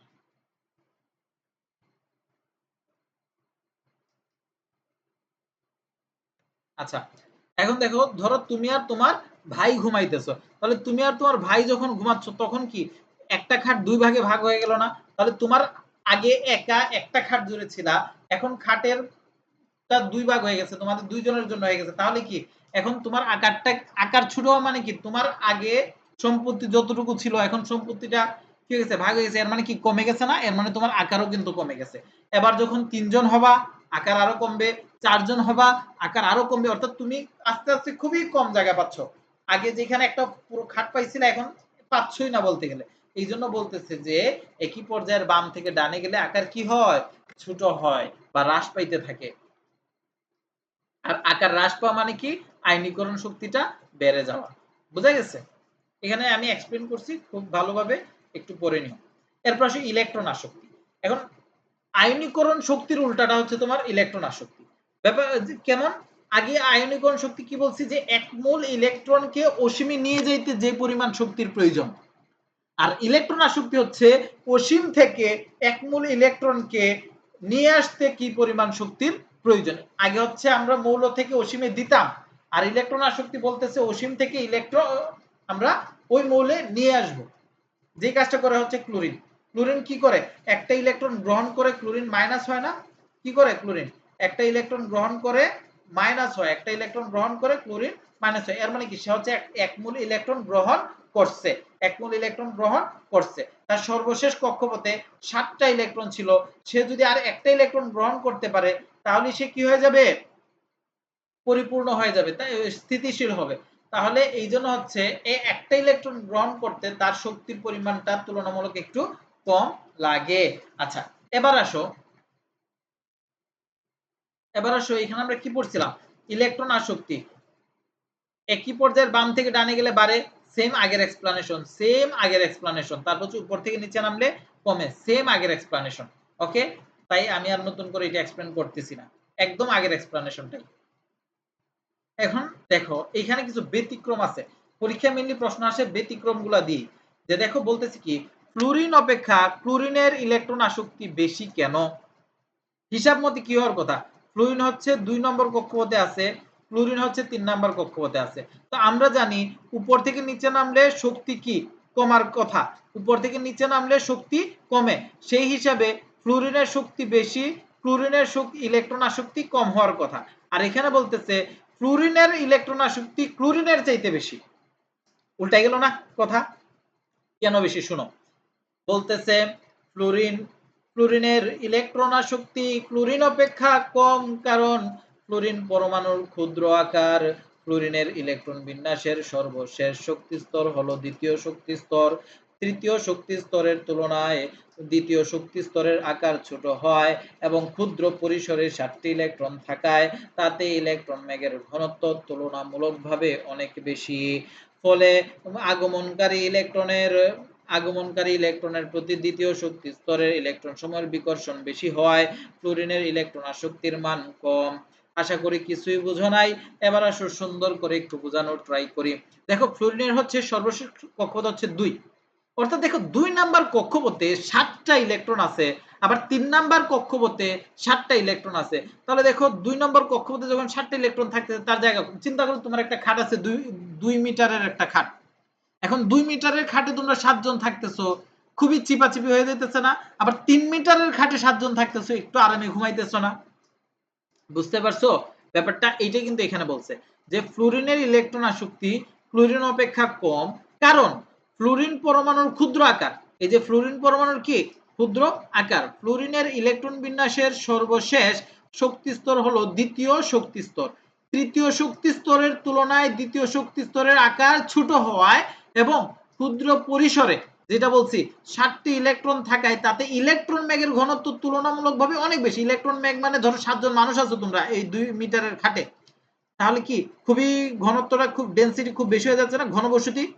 ফলে আগমনকারী ইলেকট্রন, এখন তোমাদের এই 7 জনের খাটে আরেকজন আসলে কি তোমরা জায়গা দিবা? বলবা আমাদের নিজেদেরই জায়গা হচ্ছে না, বেটা তুই আসছিস আবার, জায়গা তো দিবা না।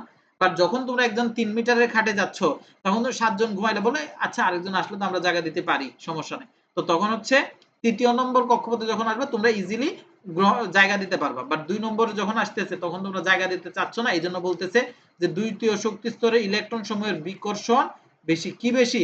বিকর্ষণ বেশি হয়, ফ্লুরিনের ইলেকট্রন আসক্তির মান কম হয়। ওকে, তারপর সেম ভাবে বলতেছে নাইট্রোজেনের ইলেকট্রন আসক্তি কার্বন ও অক্সিজেনের চেয়ে কম কেন? সেম ভাবে পড়বা তাহলে বুঝতে পারবা। এরপর আসো তড়িৎ ঋণাত্মকতা। তড়িৎ ঋণাত্মকতা জিনিসটা অলরেডি তোমাকে এক্সপ্লেইন করে ফেলছি, এখান থেকে হচ্ছে রিডিং করবা। আরেকটা মোস্ট ইম্পর্টেন্ট প্রশ্নে আসো, এই টপিকটা পড়াই আজকের ক্লাসটা শেষ করব। আয়নিক যৌগের সমযোজী বৈশিষ্ট্য এবং সমযোজী যৌগের আয়নিক বৈশিষ্ট্য। সবার আগে হচ্ছে আমরা আয়নিক যৌগের সমযোজী বৈশিষ্ট্যটা একটু পড়ি। আয়নিক যৌগের সমযোজী বৈশিষ্ট্য কথাটার মানে কি? যৌগ একটা আয়নিক, ধরো তুমি একটা ছেলে বাট তোমার ব্যবহারগুলা মেয়েদের মতো, অর্থাৎ ছেলে হয়ে তুমি একজন ছেলে বাট তোমার মধ্যে মেয়েদের বৈশিষ্ট্য আছে, এটা হচ্ছে কি ছেলে হয়ে মেয়েদের বৈশিষ্ট্য। আর ধরো কোনো একটা মেয়ে তার মধ্যে ছেলেদের বৈশিষ্ট্য আছে, ওইটা হচ্ছে মেয়ে হয়ে ছেলেদের বৈশিষ্ট্য। এরকম কিছু কিছু আয়নিক যৌগ আছে, ওরা যৌগ আয়নিক হওয়া সত্ত্বেও তাদের বৈশিষ্ট্য কিছু অনেকগুলো বৈশিষ্ট্য দেখা যায় সমযোজী যৌগের মতো। এই জন্য যেসব এই জন্য এটাই আমাদের আইডেন্টিফাই করতে হবে যে কোন যৌগগুলো হচ্ছে আমাদের আয়নিক যৌগ হওয়া সত্ত্বেও সমযোজী বৈশিষ্ট্য দেয়, আবার কোন যৌগগুলো সমযোজী যৌগ হওয়া সত্ত্বেও আয়নিক বৈশিষ্ট্য দেয়। ওকে, আচ্ছা এবার আসো আয়নিক যৌগের সমযোজী বৈশিষ্ট্য এটা কেমনে চিনবো? এটার জন্য হচ্ছে আমাদের একটা নীতি মনে রাখতে হবে। নীতিটার নাম হচ্ছে ফাজানের নীতি। কিসের নীতি? ফাজানের নীতি। ফাজানের নীতি কি বলতেছে আমাদের? ফাজানের নীতি বলতেছে ক্যাটায়নের আকার ছোট হলে, কি বলতেছে? ক্যাটায়নের আকার ছোট হলে, অ্যানায়নের আকার বড় হলে, চার্জ সংখ্যা বেশি হলে, DOF এ ইলেকট্রন সংখ্যা বেশি হলে যৌগটি অধিক সমযোজী। বুঝলাম না কিছু। ক্যাটায়ন তো চিনো, যেগুলো পজিটিভ আধান দেয়, এগুলো হচ্ছে কি ক্যাটায়ন। ক্যাটায়নের আকার ছোট হলে, আকার বলতে কি বুঝবো? ওই যে পরমাণুর আকার, সে 2 নম্বর কক্ষপথে আছে নাকি 3 নম্বর কক্ষপথে আছে, এই জিনিসটা বুঝতে হবে। তাহলে 2 নম্বর কক্ষপথে থাকলে আকার ছোট, 3 নম্বর কক্ষপথে থাকলে আকার বড়। আবার 3 নম্বর আর 4 নম্বর কক্ষপথের মধ্যে যদি আমরা কি করি কনসিডার করি, সেক্ষেত্রে হচ্ছে 3 নম্বর কক্ষপথে থাকলে ছোট, 4 নম্বর কক্ষপথে থাকলে বড়। আচ্ছা এরপর আসে অ্যানায়ন। অ্যানায়নের আকারও সেম ভাবে আমরা দেখব। এরপর হচ্ছে চার্জ সংখ্যা বেশি হলে, এখানে কিন্তু সিরিয়াল মেনটেন করতে হবে। তোমার সবার আগে কোন একটা মৌলের জন্য চেক করতে হবে ক্যাটায়নের আকার ছোট নাকি বড়। ক্যাটায়ন না থাকলে অ্যানায়ন, অ্যানায়ন না থাকলে এরপর কনসিডার করব চার্জ সংখ্যা দিয়ে, চার্জ সংখ্যা বেশি কিনা। তিনটার কোনোটাই না থাকলে এরপর হচ্ছে DOF এ ইলেকট্রন সংখ্যা বেশি হলে। ওকে, एग्जांपल দেখলে খুব সহজে বুঝে যাবে। এরপর আসো আরেকটা কথা কি বলছে, পোলার আয়ন। পোলার আয়ন কি? ক্যাটায়ন কর্তৃক অ্যানায়নের ইলেকট্রন বেগের বিকৃতিকে বলে পোলার আয়ন বা সমযোজী। কি বলে? ক্যাটায়ন কর্তৃক। ধরো একটা ক্যাটায়ন আছে সোডিয়াম প্লাস, এখন সোডিয়াম প্লাসের কারণে অ্যানায়নের ইলেকট্রন বেগের বিকৃতিকে, ধরো ক্লোরিনের, ধরো সোডিয়াম আর ক্লোরিন মিলে তুমি একটা যৌগ গঠন করছো, সোডিয়াম আর ক্লোরিন মিলে তুমি একটা যৌগ গঠন করছো, এখানে সোডিয়াম হচ্ছে ক্যাটায়ন আর ক্লোরিন হচ্ছে অ্যানায়ন। এখন ধরো সোডিয়ামের জন্য যদি অ্যানায়নের আকৃতির বিকৃতি ঘটে, ইলেকট্রন বেগের বিকৃতি ঘটে, সেক্ষেত্রে আমরা ওইটাকে বলবো হচ্ছে কি পোলার আয়ন বা সমযোজী। পোলার আয়ন বা সমযোজী। আচ্ছা এবার আসো sodium chloride, magnesium chloride, aluminium chloride. Sodium chloride, magnesium chloride, aluminium chloride, এই তিনটা যৌগের মধ্যে কে বেশি সমযোজী? এখানে দেখো সোডিয়াম ক্লোরাইড একটা আয়নিক যৌগ, ম্যাগনেসিয়াম ক্লোরাইড একটা আয়নিক যৌগ, অ্যালুমিনিয়াম ক্লোরাইডও একটা আয়নিক যৌগ, অর্থাৎ এখানে তিনটাই হচ্ছে কি আয়নিক যৌগ। এই তিনটা আয়নিক যৌগের মধ্যে কোন যৌগটা বেশি সমযোজী বৈশিষ্ট্য দেয়, এটা হচ্ছে আমাদের বের করতে হবে। এই তিনটা যৌগের মধ্যে কে বেশি সমযোজী, এই জিনিসটা আমাদের বের করতে হবে। কিভাবে বের করব? প্রথমে তাকাতে হবে ক্যাটায়নের দিকে। কিসের দিকে? ক্যাটায়নের দিকে। ক্যাটায়নের আকার ছোট নাকি বড়? ক্যাটায়নের, এখানে ক্যাটায়ন কে সোডিয়াম প্লাস, এটাতে ক্যাটায়ন কে ম্যাগনেসিয়াম 2 প্লাস, এখানে ক্যাটায়ন কে অ্যালুমিনিয়াম 3 প্লাস। ওকে, আচ্ছা তাহলে দেখো তো সোডিয়াম প্লাস, সোডিয়াম প্লাস এর মানে কি? সোডিয়াম ইনিশিয়ালি 3 নাম্বার কক্ষপথে থাকে, বাট সে যখন একটা ইলেকট্রন ত্যাগ করে, সে কি আর 3 নাম্বার কক্ষপথে থাকে? না, সে তখন 2 নাম্বার কক্ষপথে চলে আসে, 1s2 2s2 2p6। তাহলে সোডিয়াম প্লাস হচ্ছে 2 নম্বর কক্ষপথে আছে। সিমিলারলি দেখো ম্যাগনেসিয়াম 2 প্লাসও 2 নম্বর কক্ষপথে আছে। সিমিলারলি দেখো অ্যালুমিনিয়াম 3 প্লাসও 2 নম্বর কক্ষপথে আছে। তাহলে তিনটা ক্যাটায়নই কি 2 নম্বর কক্ষপথে আছে, তাহলে তাদের আকার কেমন? সেম। তাহলে আমরা ক্যাটায়নের আকার দিয়ে ব্যাখ্যা করতে পারবো না। 2 নম্বর বৈশিষ্ট্য কি ছিল? অ্যানায়নের আকার বড় হলে। তাহলে দেখি প্রথমটার জন্য অ্যানায়ন কে? ক্লোরিন। দ্বিতীয়টার জন্য অ্যানায়ন কে ক্লোরিন, 3 নাম্বারটার জন্য অ্যানায়ন কে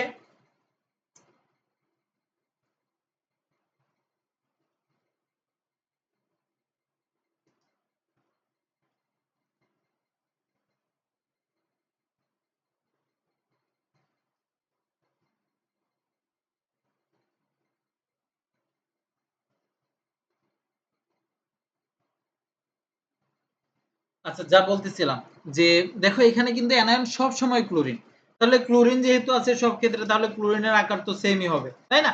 আচ্ছা তাহলে আমরা ক্যাটায়ন দিয়েও ব্যাখ্যা করতে পারলাম না, অ্যানায়ন দিয়ে ব্যাখ্যা করতে পারলাম না, তাহলে হচ্ছে 3 নাম্বার বৈশিষ্ট্য চার্জ সংখ্যা বেশি হলে।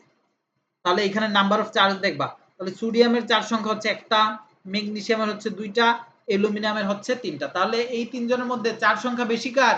অ্যালুমিনিয়ামের। তাহলে কে বেশি সমযোজী বৈশিষ্ট্য দিবে? Aluminium chloride.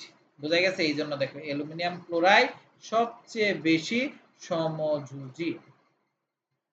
বুঝছো না? বুঝি ফেলাইও?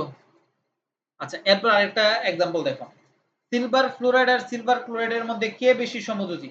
সেম আগের ভাবে আগের মতো করে সবার আগে দেখো এখানে ক্যাটায়ন কে, এখানে ক্যাটায়ন হচ্ছে সিলভার, এখানেও সিলভার প্লাস আছে, এখানেও সিলভার প্লাস আছে, তাহলে দুই ক্ষেত্রে তো সিলভার আছে, তাহলে তাদের আকার তো সেমই হবে, তাহলে ক্যাটায়নের আকার দিয়ে আমরা ব্যাখ্যা করতে পারলাম না। এবার আসো অ্যানায়নের আকার। অ্যানায়ন প্রথম ক্ষেত্রে কি আছে? ফ্লুরিন আছে, দ্বিতীয় ক্ষেত্রে কি আছে? ক্লোরিন আছে। ফ্লুরিন মাইনাস, ফ্লুরিন মাইনাস মানে সে কয় নাম্বার কক্ষপথে আছে? চিন্তা করো, ফ্লুরিন মানে সে হচ্ছে 2 নম্বর কক্ষপথে আছে, তাই না? 9টা ইলেকট্রন তো আরেকটা গ্রহণ করলে 10টা হবে, তাই না? তাহলে 10টা ইলেকট্রন কয় নম্বর কক্ষপথে থাকে? 1:2 2p6, অর্থাৎ 2 নম্বর কক্ষপথে আছে। আর ক্লোরিন মাইনাস মানে 18টা ইলেকট্রন, তাহলে ক্লোরিন মাইনাস মানে হচ্ছে 18টা ইলেকট্রন, সুতরাং সে হচ্ছে 3 নম্বর কক্ষপথে আছে। তাহলে 2 নম্বর কক্ষপথ পর্যন্ত আকার বড় নাকি 3 নম্বর কক্ষপথ পর্যন্ত? অবশ্যই 3 নম্বর কক্ষপথ। তাহলে এই ক্ষেত্রে আমরা দেখতে পারতেছি ক্লোরিনের আকার যেহেতু বড়, এর মানে সিলভার ক্লোরাইড হবে কি বেশি সমযোজী, সিলভার ক্লোরাইড অধিক সমযোজী। ওকে, আচ্ছা এরপর আসে আরেকটা एग्जांपल। এবার বলতেছে বেরিলিয়াম সালফেট এবং বেরিলিয়াম হাইড্রোক্সাইডের মধ্যে কে বেশি সমযোজী? তাহলে আবারও প্রথম বৈশিষ্ট্যের দিকে তাকাও, ক্যাটায়ন। এখানে ক্যাটায়ন হচ্ছে বেরিলিয়াম 2+, এখানেও ক্যাটায়ন হচ্ছে বেরিলিয়াম 2+, তাহলে দুই ক্ষেত্রে বেরিলিয়াম আছে, তাহলে বেরিলিয়াম নাকি বেরিয়াম, বেরিয়াম মনে হয়, barium sulphate, barium sulphate, sorry barium sulphate, তাহলে এখানেও আছে বেরিয়াম, এখানেও আছে বেরিয়াম, তাহলে দুই ক্ষেত্রে যেহেতু বেরিয়াম আছে তাহলে ক্যাটায়নের আকার দিয়ে আমরা এক্সপ্লেইন করতে পারবো না। এরপর আসলে সালফেটের ক্ষেত্রে,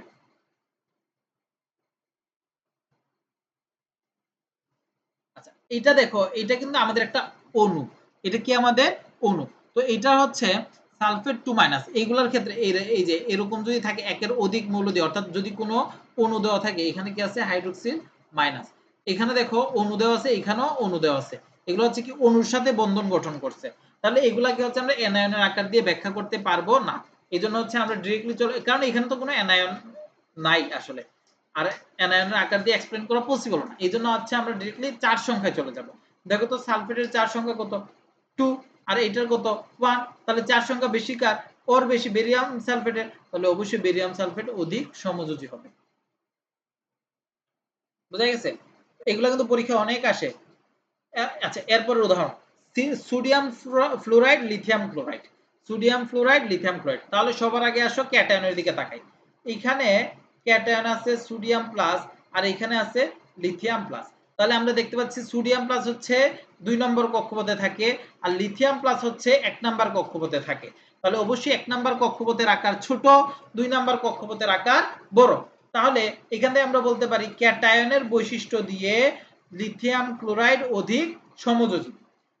বাট এখানে তো দেখো তাদের অ্যানায়ন গুলোও কিন্তু চেঞ্জ, তাহলে অ্যানায়ন দিয়েও এখানে ব্যাখ্যা করতে হবে। এখানে আছে কি ফ্লোরিন, এখানে আছে কি ক্লোরিন, তাহলে দেখি অ্যানায়নের কার আকার বড়? ফ্লোরিন মাইনাসের আকার ছোট, ক্লোরিন মাইনাসের আকার বড়, তাহলে আমরা কি জানি অ্যানায়নের আকার বড় হলে অধিক সমযোজী, তাহলে অ্যানায়নের আকার দিয়েও দেখতে পাইলাম কি লিথিয়াম ক্লোরাইড হচ্ছে অধিক সমযোজী। তাহলে বুঝতে পারছো এতটুকু? তাহলে আমাদের আয়নিক যৌগের সমযোজী বৈশিষ্ট্য গেল। এবার আসো সমযোজী যৌগের আয়নিক বৈশিষ্ট্য কি? সমযোজী যৌগের আয়নিক বৈশিষ্ট্য। এখন সমযোজী যৌগের আয়নিক বৈশিষ্ট্য কিভাবে ওই যে তড়িৎ ঋণাত্মকতার মান মুখস্থ করাইছিলাম, 8টা মৌলের তড়িৎ ঋণাত্মকতার মান, এই মানগুলো এই ক্ষেত্রে লাগবে।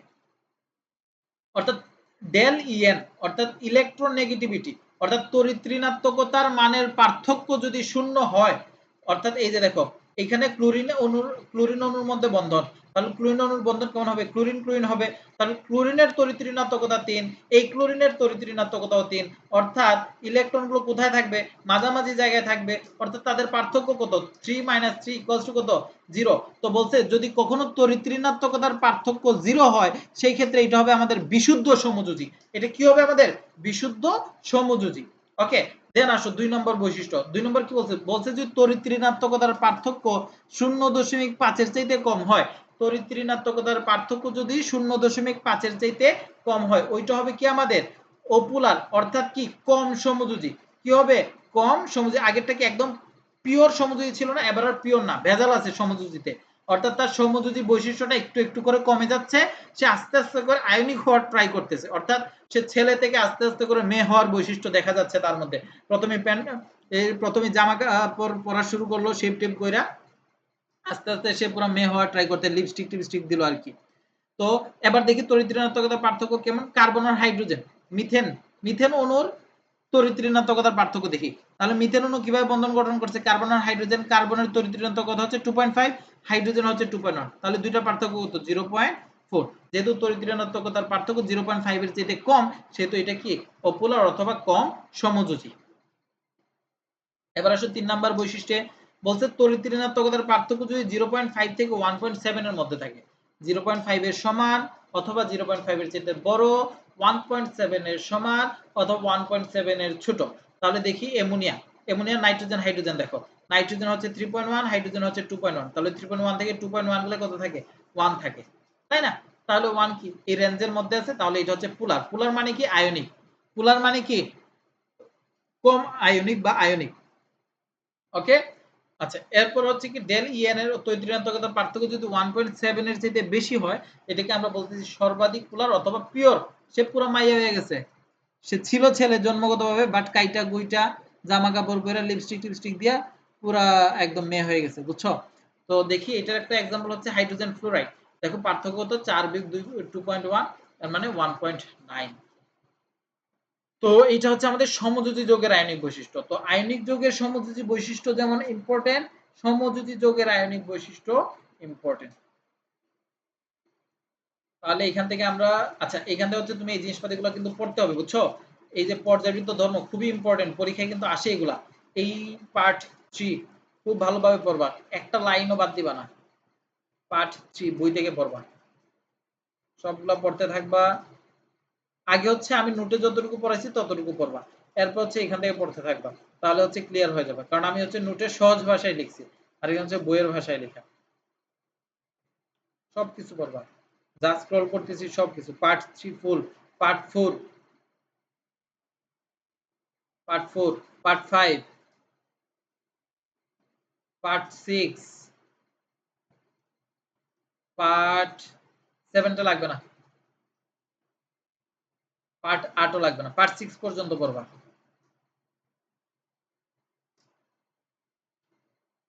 এরপর এই টেবিলটা পড়ে ফেলবা, এই যে এই টেবিলটা, এই টেবিলটা মানে এক কথায় যা যা পড়ছো না পার্ট 3 থেকে পার্ট 6, এই দুইটা পাঠের সারাংশটা এখানে পাবা।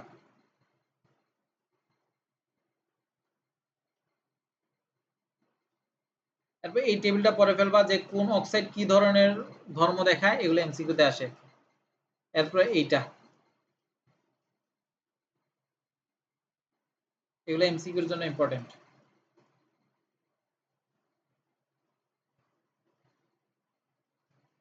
এই যে এখানে কোনটা তীব্র ক্ষারীয়, কোনটা মৃদু ক্ষারীয়, এগুলো ইম্পর্টেন্ট। এত বেশি ইম্পর্টেন্ট না, বাট ইম্পর্টেন্ট। পার্ট 10 লাগবে না, 7, 8, 7, 8, 10 দরকার নাই। 9 থেকে হচ্ছে যেগুলো দাগাইছি এগুলা পড়বা, 8 থেকে যতটুকু দাগাইছি ততটুকু পড়বা।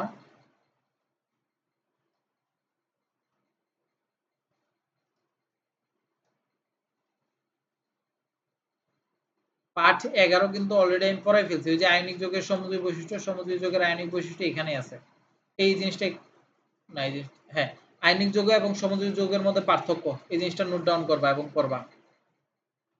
তারপর এই যে ওই যে আমি যা যা বললাম না, এই যে সমযোজী যৌগের আয়নিক বৈশিষ্ট্যগুলা, এই রেঞ্জগুলো এখানে দেওয়া আছে। একটা যে 0.5 এর চাইতে কম, বেশি, এই জিনিসপাতিগুলো এখানে দেওয়া আছে। আর এইখান থেকে হচ্ছে আমি নেক্সট ক্লাসে পড়ানো শুরু করব। ওকে, সিগমা বন্ধন, পাই বন্ধন, তারপর হচ্ছে সংকরায়ন, এই জিনিসপাতিগুলো পড়াইলে হচ্ছে আমাদের এই চ্যাপ্টারটা শেষ হয়ে যাবে আশা করি। এরপর হচ্ছে আমরা প্রশ্ন সলভে যাইতে পারবো। ওকে, আর যেভাবে পড়াইতেছি না, এইভাবে যদি তুমি একটু ভালো করে রিডিং পড়ো, প্রশ্ন সলভ না করলে তুমি পরীক্ষায় ফুল আনসার করতে পারবে। ওকে, তো ঠিক আছে, এগুলো পড়ো বা এগুলো হচ্ছে আমি নেক্সট ক্লাসে দেখাইতেছি। ভালো থাকো, আসসালামু আলাইকুম।